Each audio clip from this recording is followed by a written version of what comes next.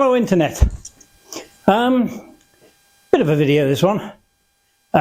Bit messy in places. Firstly, I put 2 new tyres on my V85 and I, for the very first time in my life, I paid somebody else to work on my bike. For reasons I'm not going to go into. I couldn't face wrestling tyres. Just couldn't face it. So I took it to a chap who I really trust, really very, very good. And he contacted me after he done it. He said, look, I had a problem with your bike. That when I put my foot on the centre stand to lift it, the centre stand broke. There's an interesting thing. Now, I find it ironic because, as I'm led to believe, it was Motor Guzzi who invented the centre stand. Up until then, stands on motorbikes went across the back wheel and they came underneath like a big cradly thing. And if that is true, it is truly ironic that they can't build a decent stand. Anyway, can't show you because it's offered another workshop now being welded up and repaired, hopefully strengthened maybe. But I'll bring that into another episode. Now, the real reason for this episode was last time I sat in the chair here, just behind me, and I dribbled on and said whatever it was I was saying. And a few people I asked about the pictures behind me. Notably, one chap said, whose was the Mark IV Escort? Well, it was mine. And so I thought I'd better explain myself a bit. I've always had an interest in motorsport generally. I had a dabble as a youth with things unsuccessfully because nobody else in my family was interested, which is always difficult. And also I didn't have any money. Good excuse. Because they always say you can make a large fortune in motorsport. Sorry, I got that wrong. You can make a small fortune in motorsport provided you start with a large one. That screws up a good joke, doesn't it? Anyway, that's me being human. So I decided I'll give you a very, very, very potted history of all of this. I was an army apprentice, came out, decided I was going to have a go at karting. Unsuccessfully, didn't go anywhere. Didn't really get started. I then, a couple of years later, I bought a race bike, epic piece of kit, called the Grieve Silverstone. Handled well. Oh my God, it was gutless. Really was. I then went on to the air-cooled 250RD, Yamaha RD, production bike. That was good fun. Only did a couple of races. It was a sponsored bike. A very good friend of mine got me the sponsorship. I should have bought the bloody bike and had them run it. Because the deal was they bought the bike, I ran it. Couldn't afford it. So that stopped. When that stopped, I helped my wife and a friend of mine build a sidecar outfit. The Hillman imp engine and a car engine. So they couldn't afford that either. So that stopped. I happened to be in a magazine shop and I saw a magazine called Kart and Superkart. So that was interesting, so I bought it. Of course, read through it a bit. Got to the back pages where they sold stuff. I thought, I can afford this. So I went karting. By this time, I did have a little bit more money around me. And I really got into it. I started off with what was called 210 racing, which was the Villiers engine, which I was very familiar with from the Greaves. But the kart engines were very different. They were tremendously well tuned, and they were quick. I enjoyed all of that. And then I went from that to what was back in the day called 125 P&R, which was piston and reed timed, because the fast class in 125s was the Rotax, which I also raced for a very short time, and they were quick. Went from that into 100cc racing. Now I know that sounds like it's going backwards, but it isn't, because the 100cc racing, far more competitive, a lot more people out there, and tricky, really, really tricky stuff. Enjoyed that. And during this time I was running a young man whose mother came to me and said, could you help John out? And I said, yeah. They paid me, so that was the start of my true... No, it wasn't actually, I lie. I was making money out of motorsport by importing Dino karts from Denmark, and the engines and tuning and preparing, etc. He came along. That was my first foray into running a driver. I had, again, from a magazine, I saw a car the chap was trying to promote for hill climbs, basically. Little 500 kit car he was trying to sell it. I thought, oh, this is a daft idea. I'll show you a picture of it.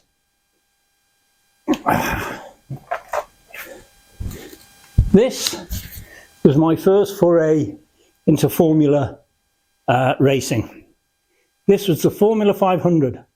This photograph was taken by the Mirror newspaper, and it was in the paper. It was a thing they came and did a little article on us, because we were sort of, I don't know why really, I can't remember how I got that gig, but I got it. And they came along. You can tell, very young man. God, who is that boy? And these I manufactured.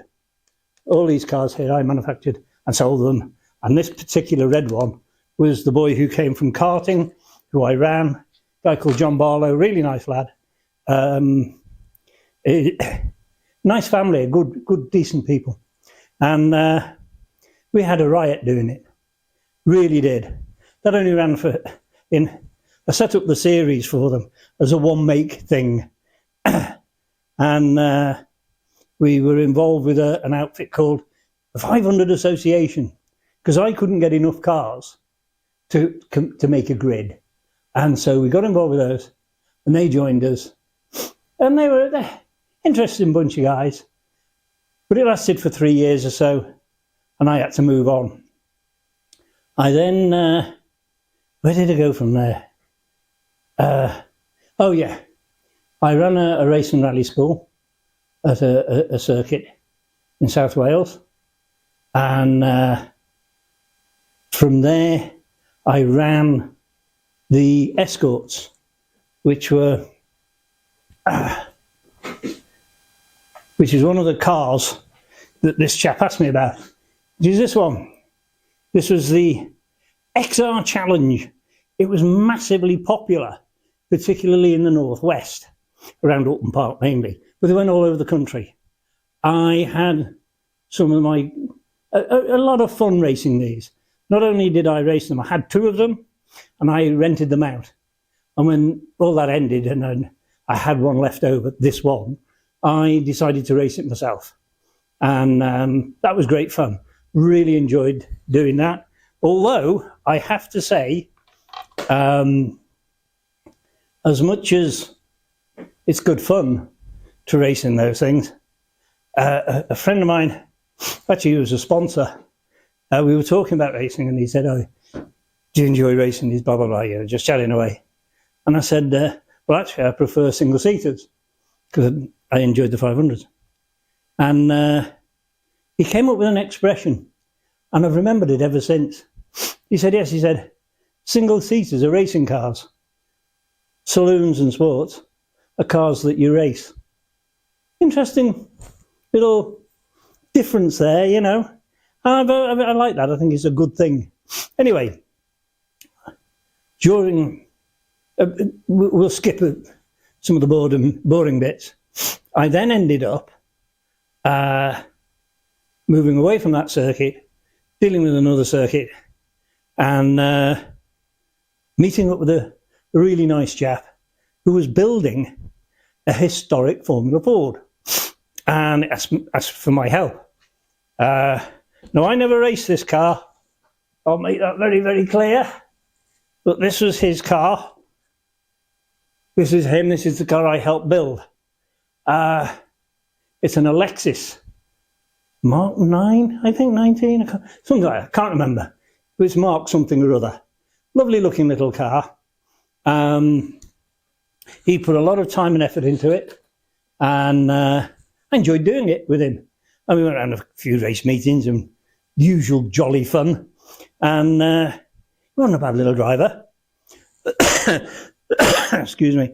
But he got me interested in the historic motor racing, because it became very apparent to me by this time that current racing was just getting ridiculously expensive.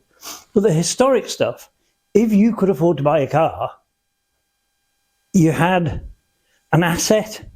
And because I hate to say this, they're more gentleman drivers. They're not out to kill you. There's nothing to win. You know, yes, you're competitive. Yes, you're fast. But you're really not going to progress from there, you know. So it's a very different way of dealing with racing. And it is tremendous fun. The people were lovely. And I met some really nice characters. Characters who have been in the game for donkey's years.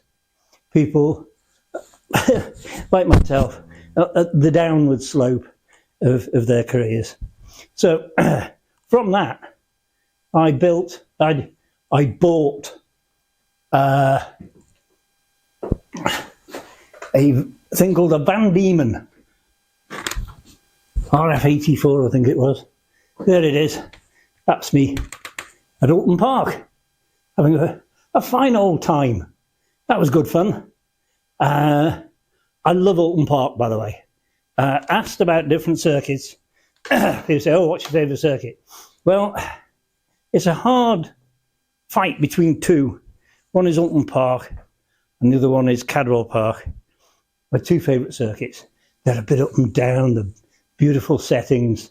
They're what you imagined a racetrack to be when you were a little boy. You know? People bang on about Silverstone. It's too big. Great if you're in a Formula One car, I guess. But in the stuff that I've raced, well, Silverstone is flat, it's wide, it's just too big. You really don't get the fun out of it, really. The other circuits I think are more fun. Mallory I always did quite well at.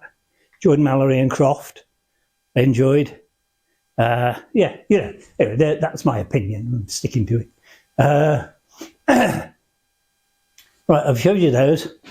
From there on, I don't know the pictures over here. I then bought, I was running a chap and his partner. They both had cars and I had a transporter. And his was again, historic, classic stuff. Formula 3 car, March 803. In this period, I bought a March 743, which was Tom Price's car, who was the only Welsh Formula 1 driver who was tragically killed in Formula 1. But I had this Formula 3 car in this little shed, and I built it up. Couldn't really afford it. Pal of mine bought it off me. He completed the work. He then sold it to Switzerland where it was for a while, and it came back. It's still knocking around somewhere, which is interesting. But I bought a Formula Ford 2000 when I finished dealing with the Formula 3 and the Ford 2000 of this partnership. Now, that was awesome. I love that car. But I got to a point halfway through the season, Brands Hatch, pouring with rain, and my wife was with me and she said, "You're not going out." I said, "Why not?" She said, "You'll damage the car, you can't afford it." And that dropped my head. Literally my head went down. I thought, she's right. Loaded the car up, came home, and I was starting another business at the time. And I came to the realisation I couldn't afford this now. And so I stopped. And that was my last racing cars for quite some time. Excuse me a moment, I've just heard something. Back in a sec. I'm back. Right. Sorry about that. After I gave up with the Royale RP27 Formula Ford 2000, concentrated on business for a short time, and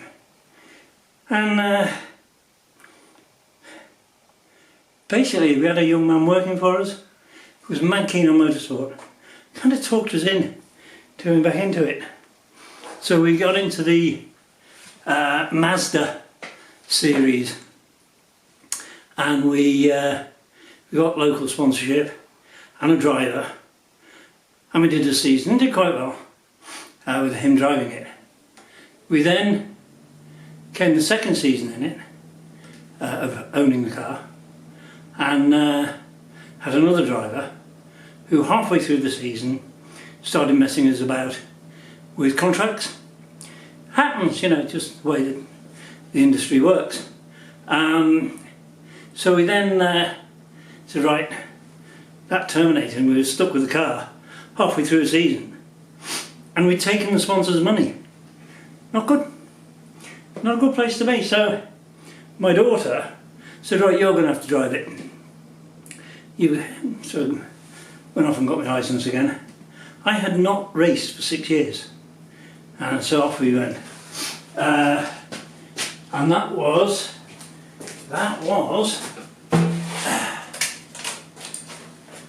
in this one, the MX-5. Good little car, awesome thing to race. The reg said had to be the 1600 Mark 1, which was, in my opinion, the best of them. Well, Mark 1, Mark 2. The only difference really was headlights and trim. But there was a 1600 twin cam, brilliant little car, handled beautifully, great fun, I mean really good fun. And got to the end of that season, and I was at the back, and I was so annoyed. I was annoyed with myself, and I thought, this isn't on. I've never been this bad in anything I've raced. So I went to the sponsors, so will you carry on supporting us? And they said, yeah, perhaps. And I was honest with them. I said, look, I don't think I can win this. And they said, what do you mean? I said, well, the guys who are winning are as fast as me when I was their age. And it is a young man's game. Make no mistake about that. So anyway, they said, where do you think you should be? I said, top 10%. They said, oh, okay. So they went along with it. Did a couple of races, got to my favourite circuit, Alon Park, which I, again, thoroughly enjoyed the race. In the race I was in, it was such a big series, it was more than one final. Anyway, long story short, I picked up a pot, and I thought, I slammed the door of this car, picked up the pot, and said, I've finished. I have nothing to prove. There was a lot of very young men behind me. I was 60 and I proved there wasn't an absolute tosspot behind the wheel. I wasn't. I was okay. I could still drive on experience. So I've indicated to myself that, you know, I could still do the job if I had to, but I didn't want to anymore, and I drew a line under it there and then. And people said, "Oh, I bet you miss it." No, I've got plenty of stories. I mean, this is I've potted this history of my racing career, my motorsport career, into a couple of minutes. There was loads more stuff going on. Loads and loads and loads of stuff going on. People who work for me, drivers I knew, personalities I met, some I wouldn't want to meet ever again, others I've got nothing but admiration for. So it's been a really good, cool journey for me. And in amongst all of this, there's things like I've had a couple of motorbikes for track days. I had a Guzzi 1100 Sport. I had a 600. Which one do they call it? The Ducati. Was it the Super Sport? No, it wasn't Super Sport, was it? I can't remember. Little Ducati 600. Tremendous little bike. Loved it. And I only ever used it on circuit. Never took it on the road. So there's been other stuff in between it all, but that's for another conversation. I hope you found some of this interesting. I've been asked, so I thought, well, I've got to do this video just to get it out the way, if you like, so people have got something of a grasp of where the hell I'm coming from.